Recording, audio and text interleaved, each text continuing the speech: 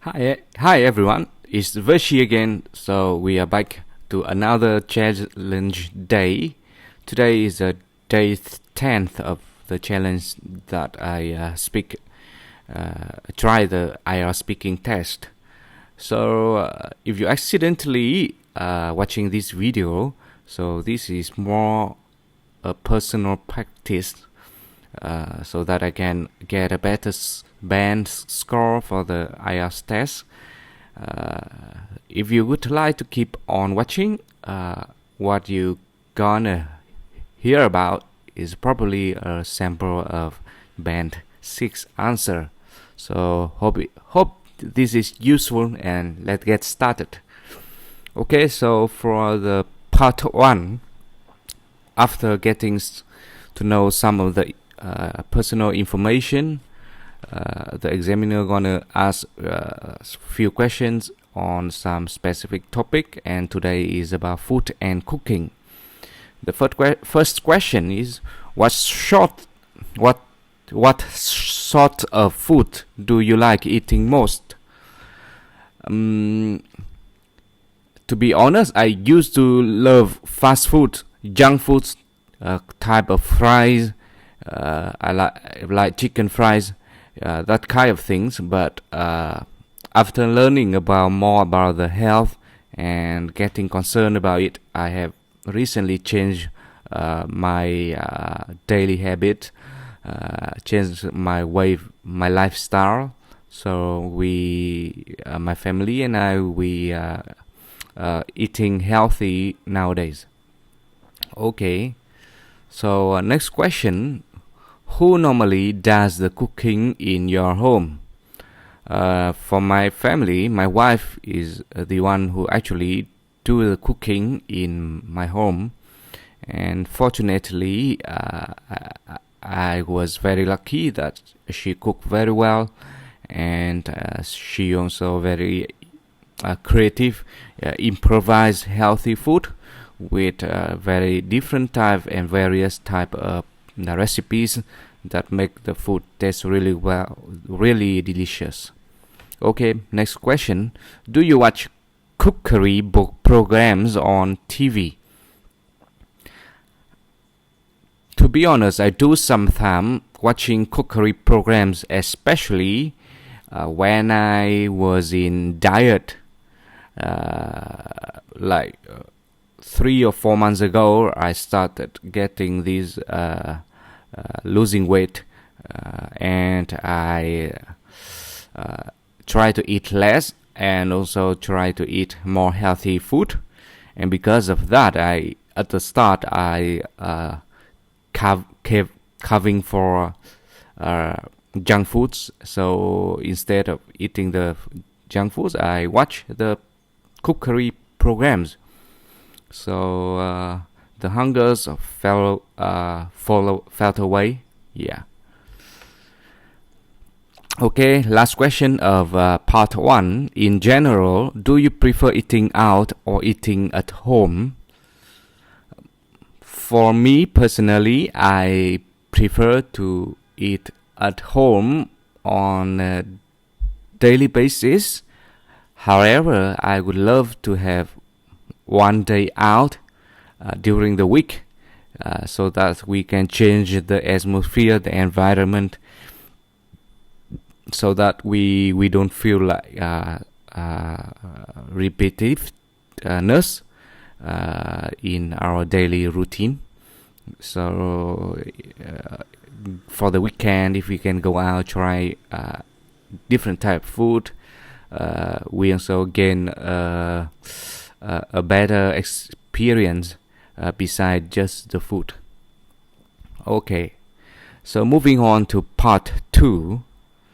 In this part, we have 1 minute to making notes and 2 minutes to tell a story. Okay, let me read out the topic for today.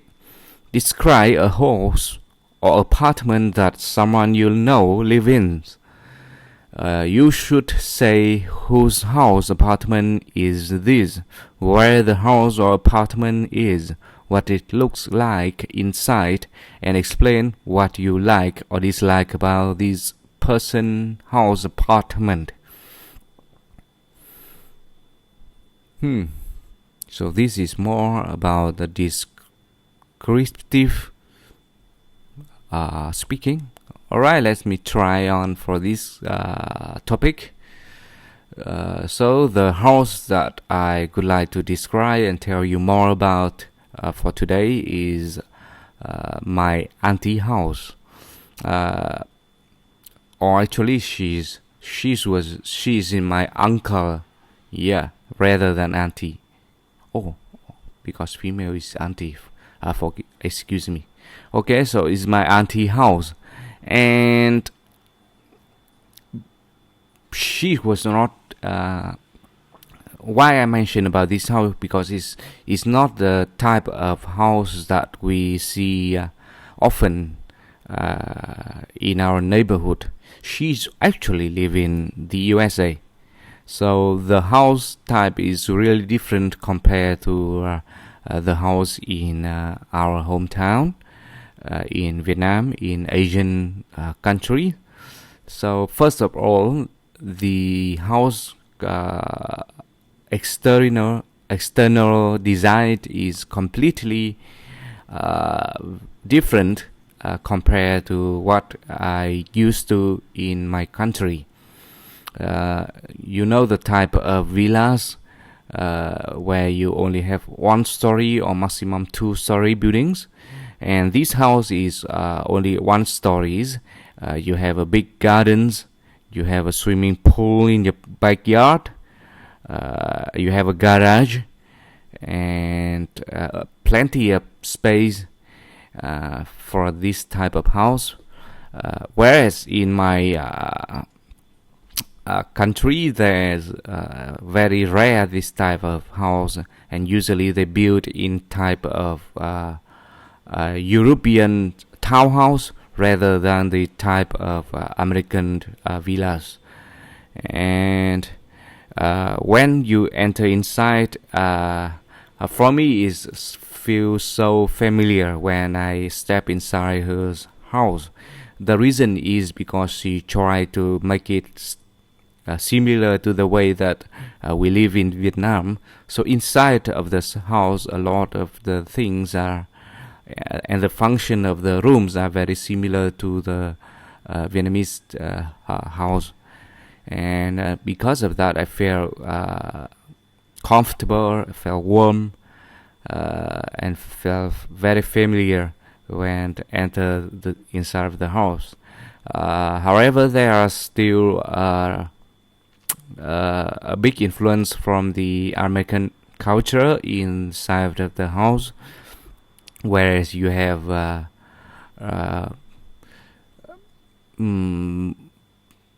fancy lining system, very bright, and you have this type of clims that for decorations. You have a big screen for movies, so this type of things is type of different. But what I like the most about this house is actually the big yard, and the swimming pool.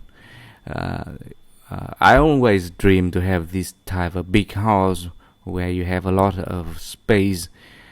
You have a backyard to spend time in the weekend doing barbecue and do swimming with your family. So this is what I like the most about the house. If I have to say something I dislike about this house,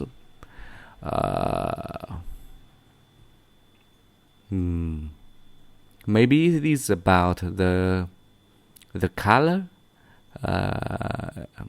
I love something that's more colorful, whereas this house is just plain white. So I like to see some contrast and some place that emphasis that make it more characteristic, bring up the characteristic of the house with different colors. So that is my personal interest, my personal taste about the house. Okay, moving on to part 3. I think I talk like quite like too long for part 2, like exceeding the 2 minutes a description. Okay, never mind. Moving to part 3 is extending on the topic in part 2. For example, what kinds of home are most popular in your country?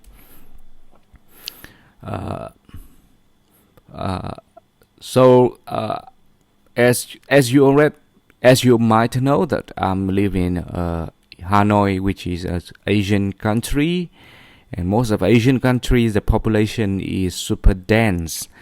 Therefore, there are a lot of apartment buildings in the cities, and for big cities the number of apartment buildings is huge, and because of that, most common and popular accommodation in my hometown is in my country is apartments. Okay, moving on the next question. What do you think are the advantages of living in a house rather than an apartment? There's plenty of advantages that I would think of when comparing house and apartment. First of all, we have bigger space. We have gardens. We have place to park your own car. You don't have to rent a place like you do in an apartment. So here the house provides you with free parking. You have more privacy in house. Less disruption from neighborhoods. For example, in an apartment, if your neighbors throwing parties and making noises, you would be frustrated about it. However, in this type of house, usually houses are far apart from each other, so this might not be the case. Okay, moving on to the next question. Do you think that everyone would like to live in a larger home? Why is that? I think most of the people would love to have big house. However, there is other elements that not all people would do so. For example, security reason. It is far much better that when you live in an apartment, your security will be much better because of the layer of securities in apartment building. You have a guard. You need to access card to enter the buildings, access card to use a lift to your flat. So because of that, it's much more safer when you live like alone, or when your family want to go out for long vacations. It's much better in an apartment. But if you love to spend time a lot in your home, in your house, not like to moving around so much, then a bigger house, bigger villas would be the perfect choice, and no one would argue about that. Okay, moving on to the next question. Finding a place to live. How easy is it to find a place to live in your country? It depends on the location, the cities in my countries. For big cities like Ho Chi Minh cities or Hanoi cities, it's really tough to get a place to live because of the to get a place to live. I would not say to get a place to live, but to get a good place in the center of the cities to live, because the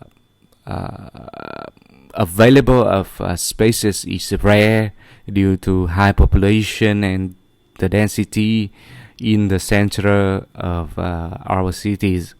So it's really hard to get a place in the center of cities. However, if you go further away from the suburbs areas, there's much more spaces, and it's actually easy and also very cheap over there compared to the centers of the cities. And to explain more about that, it is because most of the working office is in the central cities, and due to the traffic jam and also due to the lack of public transportation, people prefer to live near where they work, and because of that, it makes the population gather around the central cities becomes hard to breathe. Alright, moving on to the next question. I think the last question for today. Do you agree that there is a right age for young adults to stop living with their parents? Why is that? I think that we will eventually get at the age that you stop living with your parents, and for many reasons that I think that there is a right. I know that there is a reason that why you should stay with your parents, but I also believe that there is a right age for you to just stop living with them for like a temporary time, if they still prefer to stay with their parents when they get older. But before that time, I think they should get outside just for themselves. For the young adults should just stay away from the parents. For me, the right age should be after they graduate, they get a job. So from that time onward, they can take care of themselves, and I think that they need to learn to live independence and to manage their financial and their life by their own, so that in the future, when they have their own families, that they can be mature and be ready to take on the bigger responsibilities. So because of that, I think that there is a suitable age for them to stay away, to live out, get out of the house, and live by their own. And after that, like for our Asian cultures, we taking care of our old parents, close with our families. So I think after like a few years, like 10 or 20 years by their own, they can live with their parents again. So this is my opinion on this topic. I think that's it for today. It has taken a lot of time. I think it's still like exceeding the limit time of the IELTS test. I will try to get it better next time. I hope you enjoyed. Bye bye. See you tomorrow.